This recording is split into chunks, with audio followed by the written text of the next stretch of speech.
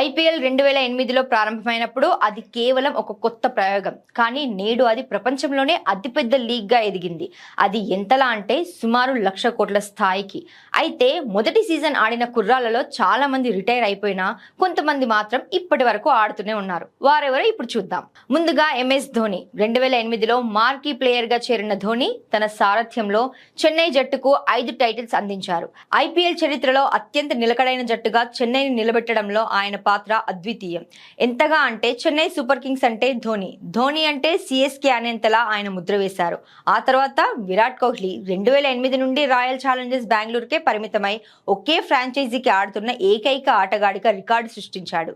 8,000కు పైగా పరుగులు చేసిన కోహ్లీ గతేడాది మొదటి టైటిల్ను అందుకున్నాడు. ఇక ఈ లిస్టులో మూడవ ప్లేయర్ రోహిత్ శర్మ. 2008లో డెక్కన్ చార్జర్స్ ద్వారా ప్రయాణం మొదలుపెట్టి ముంబై ఇండియన్స్ ను ఒక సామ్రాజ్యంగా మార్చాడు.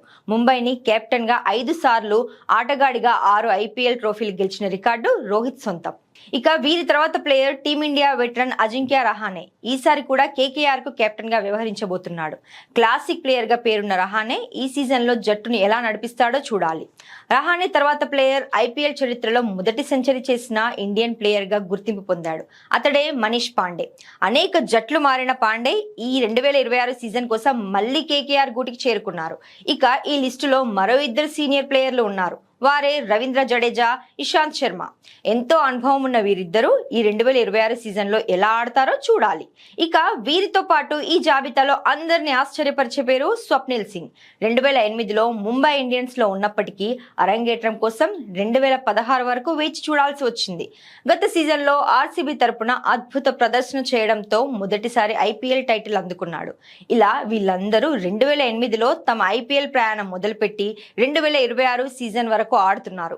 అయితే రవిచంద్రన్ అశ్విన్ మరియు పీయూష్ చావ్లా లాస్ట్ సీజన్ లో చివరిసారిగా ఆడారు.